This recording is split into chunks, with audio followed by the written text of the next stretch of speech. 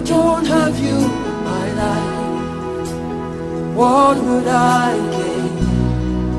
If you take the Holy Ghost, what would I become of me if I didn't see a light? what would I be said of me If you didn't hold my hand? It does not go in the church to worship. It goes to worship to create battles. It goes to church to create conflict. Instead of fasting to fight demons, it makes men of God concentrate on human beings. It loses the focus of going to Ghana, and the people concentrate on the differences that are on the ground. The Bible says that Moses fell on the ground. So these men are people who believe they know, but they have not, they don't know. So the Bible says they told the people that God is with everybody. But when God and Moses told them, let us meet in the altar and let us burn incense before the Lord, the Bible says that the earth opened and it swallowed them. So these men yesterday they were saying, we are equal. But the Bible says that the earth opened and it is swallowed them. So then now a difference comes in. Yesterday we were equal. We call the same God. The same God punishes you and he leaves Moses. So this is a spirit of pride. People that thinks that it has but it doesn't have. So if this man were with God and everybody was holy, then why did God punish them? Why did the earth swallow them? Bwana Yesu apewe sifa. One thing with the spirit of Korah, they end up falling. They don't become anything. The earth swallows them. What they ate come to no avail. They lose what they have. They split churches. They go to other places. They are chased. They end up losing years and wasting years. And the earth swallows them. And I was looking at one Korah. A Korah that was because God was giving me a true picture. And I was seeing, God sent me in an altar. Then I saw this person. And this person was I was standing just on the door. And the table had 3 people, and this person was sharing the team. And I'm not saying this, I'm not using that. This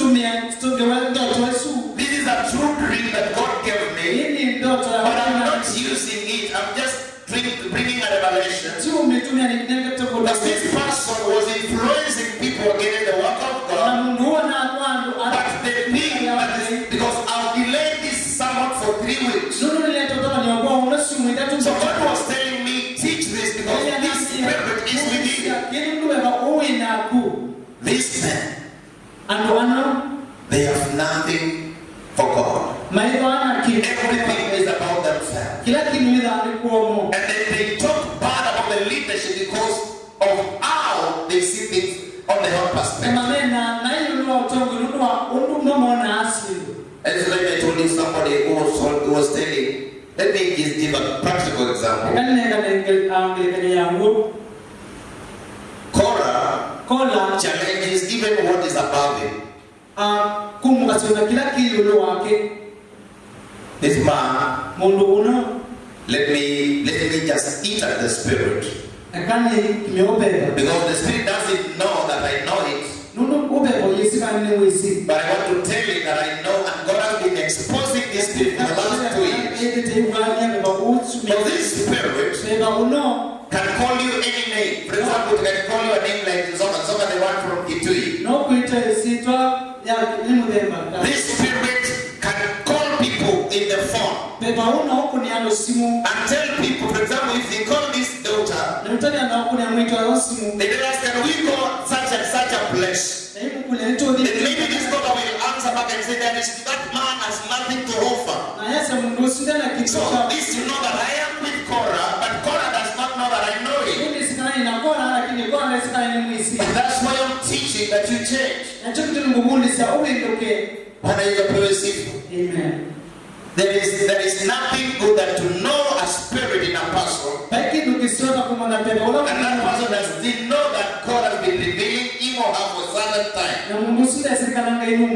So God challenges everybody. He can even dictate who to be called to minister. Because he feels he has an influence. It's a destructive spirit. It is a spirit that exalts itself above the place it is supposed to be. If I find my father with other men, it is not my duty to ask my father, what are you doing with this man? When I'm a doctor and my father has retired, I have to respect my father. There is another spirit that affected the ministry of Noah. The spirit of Am. The spirit of Am exposes their father. It was Noah who was drunk. But Am went outside and told the other brothers that Noah is a drunkard. He has not put his clothes together. The spirit of Korah and Ham are almost equal. It has no regard to any person. And as I stand here as a minister, I'm saying this, God has instructed me to teach this. Because many go astray for lack of knowledge. In the name of Jesus Christ. This is a spirit that is rude. They are telling Moses we won't come. And if it comes, it does not come with a good intention. It does not come to fulfill the assignment. It does not serve duty. It is even serving God. It just does it to be seen. But the act is out of the flesh. This spirit, for example, Moses called them, come. If it comes just to fulfill the assignment. But if he had a chance to have prepared and say, that thing is a rude spirit. In the name of Jesus Christ. This spirit campaigns for their interest. So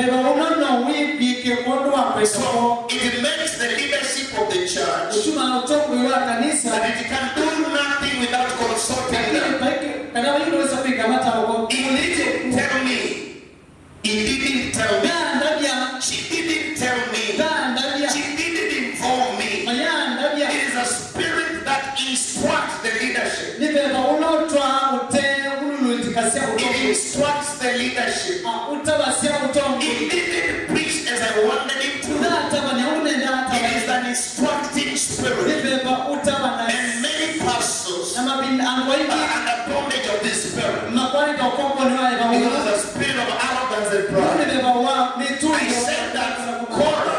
said that Korah is affecting stable people. And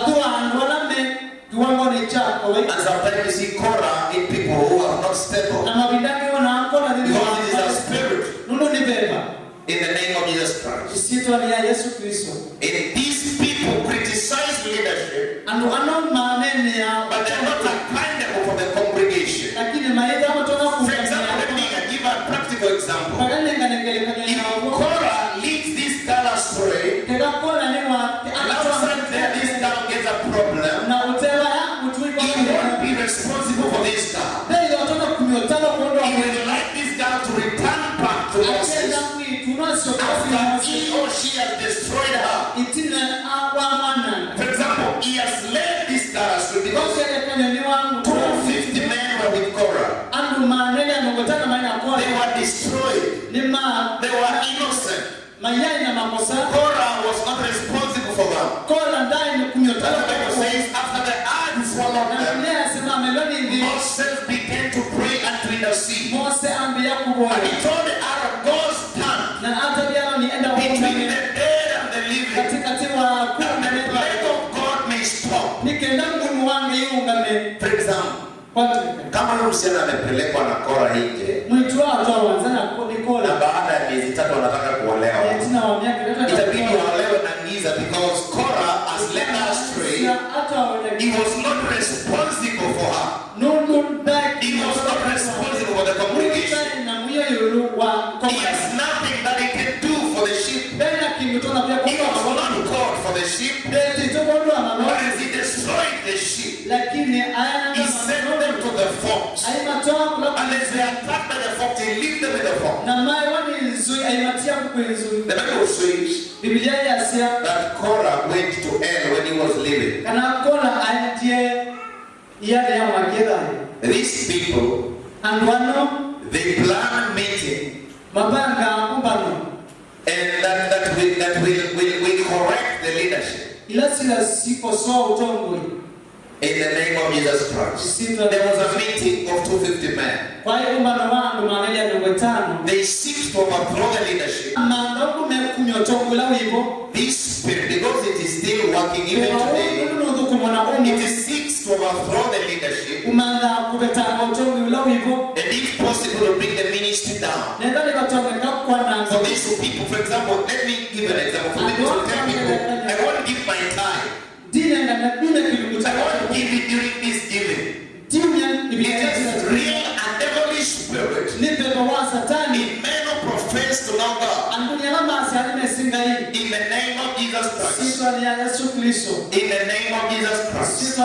It disrupts leadership, destroying effectiveness of accomplishment of goals and vision. As it causes division, as it causes division, as it causes deviance, and if possible, they show people that the leader is not worthy. This spirit refuses counsel. This spirit refuses correction. But let me briefly, because I'm speaking about different spirits, let me tell you the end result of Korah. And let me tell you the end result. 1, let us read Numbers 16:1. So the Bible says they lost everything that they had. The earth swallowed. The end result of Korah, they fall from Christianity. They fall from Christianity. They never accomplish what they think they had. So the Bible says that the earth swallowed. The earth swallowed them. Now they know, but the future there, they end up swallowed by the heart. This person who calls me in Zonga will end up being a drunkard and a smoker. So this person will end up being a smoking person. So this spirit never matures to be anything. The earth swallows them. They go everywhere preaching division. And when they go everywhere, at the end of the day, they give up on Christ. They lose the vision. I don't know how they say let it come what it is. Or they begin drinking alcohol. I was seeing one person at the age of 54, very drunken, very grey hair. So this spirit is after destroying this person. Is a useful person now, and it does not change, it will go nowhere. And one thing, time is the best teacher. Because time will tell the truth. That is a very simple. God can never be in confusion. Yes, Moses was not a good speaker.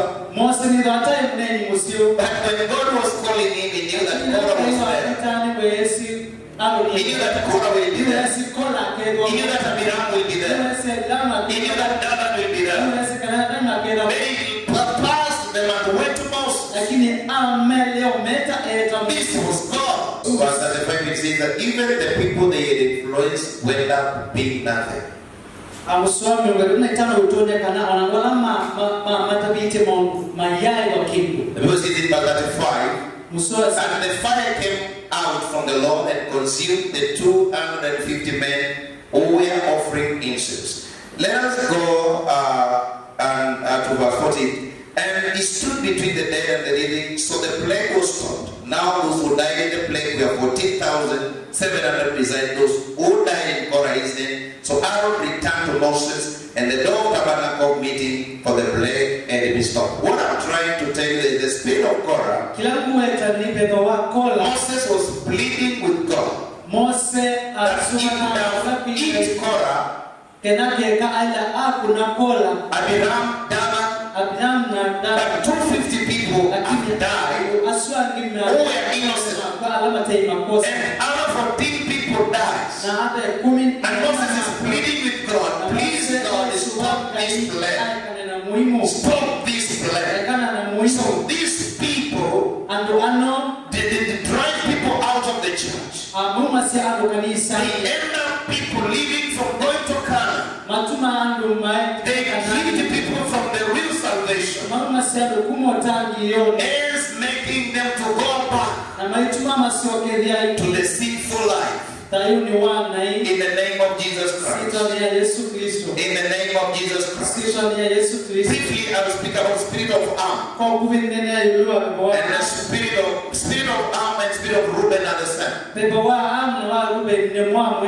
Genesis 9:20.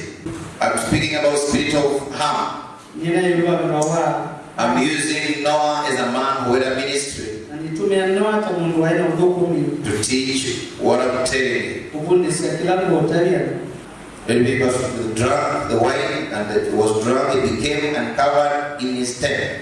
And after the father of Canaan saw that nakedness of his father and told his two brothers. So these people are in the church. They are trying, they are there just to measure the righteousness of the leader. They are looking for every aspect of mistake so that they can have a topic to tell. And they destroy the congregation by showing nakedness of the leadership and the ministry. The Bible says in the book of Genesis chapter 49, Reuben climbed to the father's bed. So the Bible says in the temple place, he says, "Cast me, Reuben." Climbed to his father's bed. Let us see the scripture, Genesis 49 verse 3. This, "Reuben, you are my firstborn, my mighty and the beginning of my strength, excellency of dignity and excellency of power, unstable as water, you shall not excel." But these people are there to look for nakedness of the leadership, the weaknesses of the leadership. They destroy their spiritual fathers. I stand before the Facebook and before the camera. I have been mentored by fathers. It is not my business to destroy them. It is not me who called them. They were called by God. But these people make their fathers naked. They look for every weakness and expose it. They have nothing good from their fathers. They don't appreciate their fathers.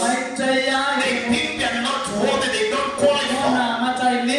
In the spiritual sector, they cannot force you to be my son. And if you tell people you can't be my son, then I can't be your father. It is not a must. There is no place we have written to become my son. It is a mutual agreement.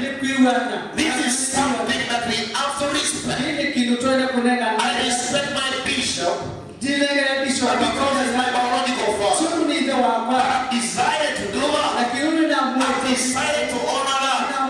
I decided that he can correct me. I decided that he can instruct me. That is a decision I've made. But this spirit of arm can do anything to their father. The Bible says that he climbed to his father's wife. can do anything. They can say anything. They feel they are equal. It's the spirit of Reuben and the spirit of Am. It is looking for nakedness. That it has something to all the group. And speak and expose their fathers. They want their fathers to feel that. Hata promise akikuwa nini aweza kanambia kitu. Promise yake kana lakini wewe mwana He can't tell me anything. He shall be my son.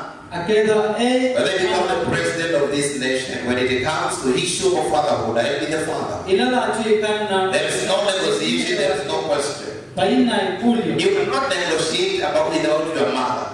Your mother is your mother. It is something that is automatic. In the name of Jesus Christ. Hams have no regard of authority. They end up starting ministries with no fathers because they don't regard anybody. They feel that they are so spiritual. They give negative part of everybody. So because they feel they are equal with everybody, they have no spiritual power. They end up coming with error and false doctrine because they feel they know everything. In the name of Jesus Christ. There are people who destroy the ministry by gossips. Because so long. If he kept quiet, he could not have been cast. If Reuben saw the wife of his father, what does it mean, the wife of his father? This is to mean there are things that they should be at distance. There were many cows in that village. That he could have left the mother and go for those cows. There are things that must have distance. Whether you like it or not. In the name of Jesus Christ. In the name of Jesus Christ. Let me speak every result of spirit of Am and Reuben. They lose their blessings spiritually. They are oftenly cast by men. They are oftenly cast by the spiritual fathers. They also die untimely deaths. They thrive for a while. They thrive for a while. But they not stand up to the end.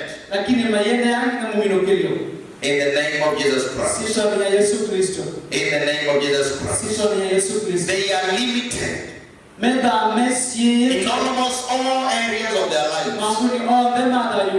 They live below average, whether in the spiritual capacity or not.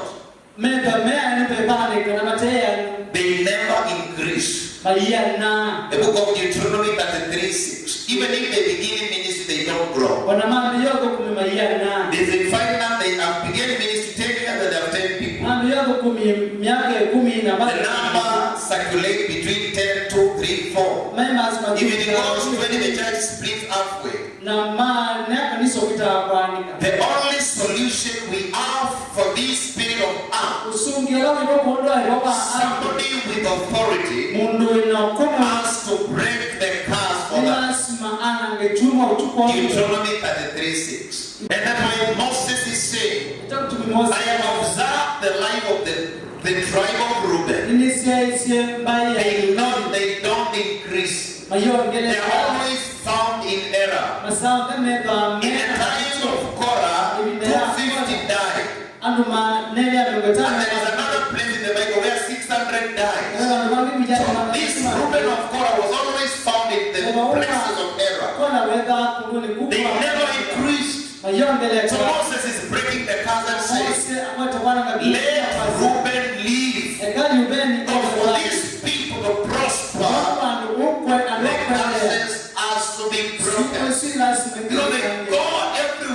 fighting in person. Let me tell you, observe and see. Those men who fight men of God don't have good health. They never prosper. They may look flourishing in the outside, but they are full of death and struggle. Because the spirit of limitation follows them.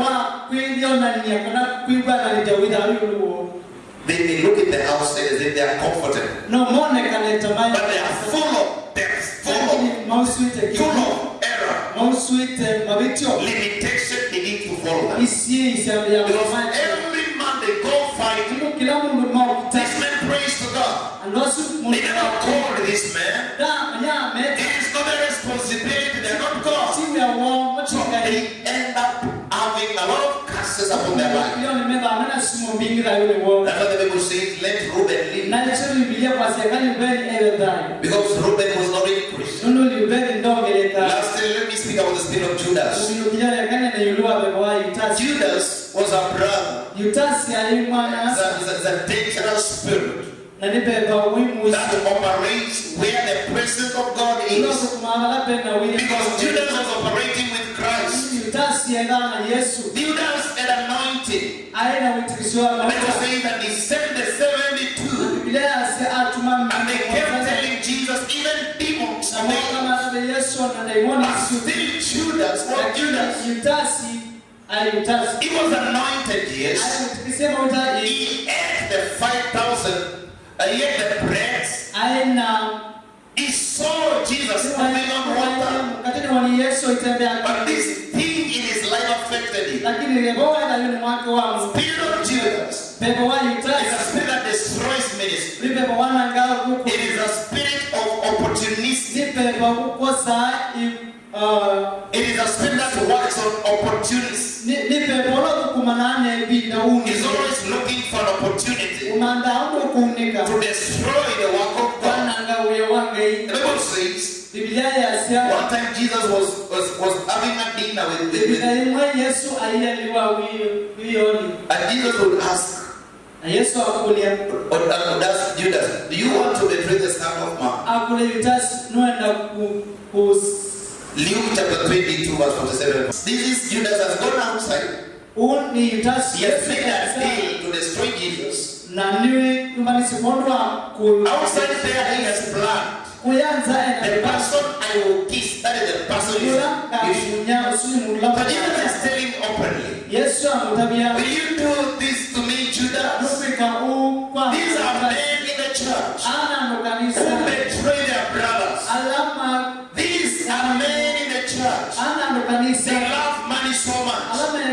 They can do anything to their brothers. They can do anything to the church, provided they benefit. They don't care.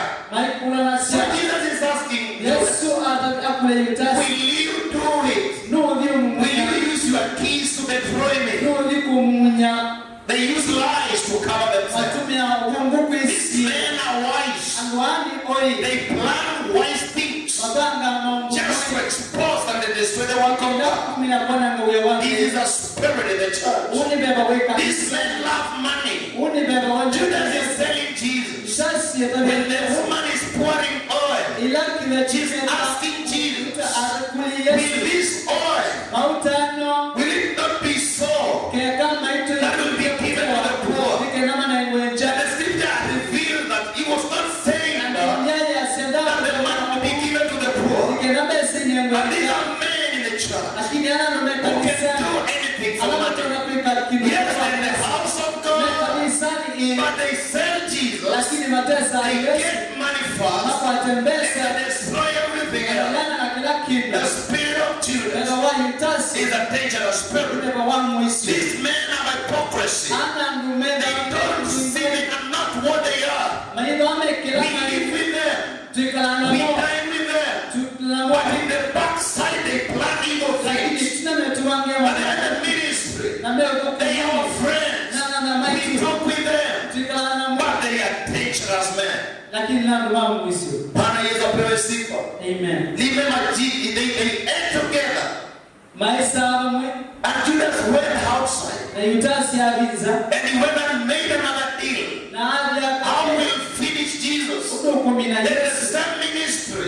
he's planning to kill one of his own. He's planning to destroy him. And this man is in the church. Bible says we should despair so much. Man, we worship together. We should love our brothers the way we love ourselves. And the people of the house of God matters much than the people in the outside. And the Judas spirit never cares. Provided it gets his way out. He never cares. He never cares. The book of John chapter 2 verse 3. These people never want anything for ministry. Especially when it comes to giving. They begin to complain. You want to buy a speaker, they say, why should we buy a speaker? Here we now speaker. This man can be put in the bar. They have always complaints surrounding money. But their intention is to destroy the ministry. As they come up with other ideas. Their aim is to destroy the vision and mission. Jesus is the God of the orphans. Is the God of the needy. And then Judas want to show Jesus that he does not know whether the needy needs money. Let us read Mark 14 from verse 10. Okay, so the Bible says he's going along. If you follow these Christians, they do very bad things in the secret. They are dangerous Christians. And God told me, as I teach these things, I will with us. These people go down and they come back. But when you look them in the face, they are good. But they have destroyed their colleagues. They have destroyed the church. They have destroyed their family. They have gossiped about the person. But when they come, they are laughing. They give you ark. But they have said how useless you have another person. They are hypocrites. They are dangerous people. In the name of Jesus Christ. In the name of Jesus Christ. So he used to go outside and come back to Christ. So the guy who had no discernment, they thought he's a good person. Like the man who said, God, he does not know that I know him so clearly. And the Spirit of God has exposed him so much. But why does he expose this person? Everything is a dangerous person. He goes outside, he eats you, but he can't love him. He eats you. This Judas was dangerous. He destroyed, he wanted to kill Jesus completely. And you know, kiss is a sign of love. So they buy you a cup of tea. They say, let 2 eggs be fried for him. Let him get a cup of tea. And let 2 eggs be fried for him. But outside there, the blood you are down for. And they can do anything to deny what they've already done. They survive with lies and treachery. The book of John 17:12. I want to finish that spirit. Then I will speak about the end result of spirit of Judas. While I was with them in the world, I kept them in thy name. Those that thou gavest me, I have kept, and none of them is lost, but the son of perdition, that the scripture might be. You can never save Judas. Judas is a religious person. He goes to prayer and fasting. Judas is very committed. But he has been marked instruction. Judas, Bible says that he was pastored by Jesus himself. Jesus, the creator, the word itself, was with him. And is that the scripture is acknowledging all the others were saved, but the spirit of Judas does not be saved, and set the son of perdition in the name of Jesus Christ. Apostle Mayanja, as a message, and I'd like you to listen, he said that 10 people you cannot help. Apostle Mayanja ego watawanisia witawa aludembe 10 utatedia. And as I listen, you listen to the message, there's a lot of common sense. Common sense being kana. So probably Judas thought that Jesus was not of any significance to his life. Jesus gave him the chance like any other apostle. And he was not ready to change. He remained the son. He was a son of perdition. Son marked for destruction. End result. This spirit. In the Matthew 27:3, let us read Matthew 27:3-6. And I will read in English. In countenance was lightning, and clothing was the white as snow, and the guard shook for fear of him, and became like a dead man. But the angel answered and said to the women, do not be afraid, for I know that you seek Jesus who was crucified. He is not there, for his reason, as he said, come see the place where the Lord lay, and go quickly and tell his disciple that he is risen. What I want to say in that scripture, after he has accomplished his mission, Judas is always replaced. The Bible says in the book of Acts that another man replaced Judas. In the name of Jesus Christ. In the name of Jesus Christ. In the second service, I will speak about the spirit of Jezebel. I will speak about the spirit, the things that were spoken in the 7 churches. I won't be able to have time to speak about the spirit of Balaam. Because these things are not in the Bible to read, they are there for us to study. In medicine, there is a topic of reproduction. It deals with women alone. It talks about women, and just in that subject, that's where gynecologists come in. They just deal with women. It told us the importance of a mother. He told us, better lose the baby than you lose the mother. And as we were young and listening in the lecture hall, he told us again, it is better you lose the bread but not lose the factory. So we were there, the bread is the one that we eat. And she used to use the factory and to explain the importance and the significance of a mother. Because if you lose a baby, the mother can give back a baby. And if you lose a bread, the factory will make another bread.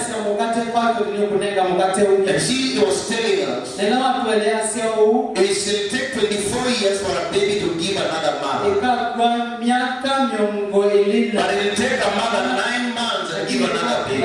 In the name of Jesus Christ. That's wisdom. And what she told us, let me try to use a practical example that we understand. So if a pregnancy has to be terminated, to save the mother, yes, let it be done. But if it is not terminated, the mother will die and the baby will survive. We better lose the baby, and we can't lose the mother. Because the mother will give another baby in 9 months. The baby will have nobody to take care of her. The baby also may die, may not reach 24 years. He's already somebody who is mature. And I'm saying this. Once you counsel and teach people the way they should do, and they can't change, then you give them options. You better lose Korah than having him destroy the church. You better stop bad influence than letting the influence continue. Pastors don't change men. And you can stay with somebody for 10 years. It's very destructive. By the 10 years we're taking drugs for houses. By the 10 years of climbing mountains. People you think they can change, they may take 10 years before they change. Sometimes it is wisdom that they go elsewhere, that you share the stress with other people. That's why God never spared the Korah. He knew that the journey can't continue. I'm using this to say, and the example that I gave, every pastor would like church to grow. But there are seeds that are dangerous. That is to do effort for the ministry to grow, they do effort to destroy. It is better you lose them than they go continue destroying the others. It may look not scriptural. I will prove to you biblically it is that way. The Paul said, if you rebuke somebody twice and he does not change, then refuse it. So this is in the Bible. It is also in the book of Timothy chapter 5. It says once you counsel somebody and he or she can't change, get out of business, let them alone. Because people want to make themselves God. You cannot be God. Jesus died once, they cannot be Jesus. You have common sense, use common sense. You have brains, use brains. If what you do is wrong, stop doing it. Amen. If something has become so much that God is revealing it so thick, then this is too much. It has to change. It has to change. In the name of Jesus Christ. It is my prayer that every spirit that is not of God, it is my prayer that spirit stand up on your feet and tell God, help me to change. Help me to change. Everybody open up your mouth and tell God, help me. Come out from the spirit of Korah.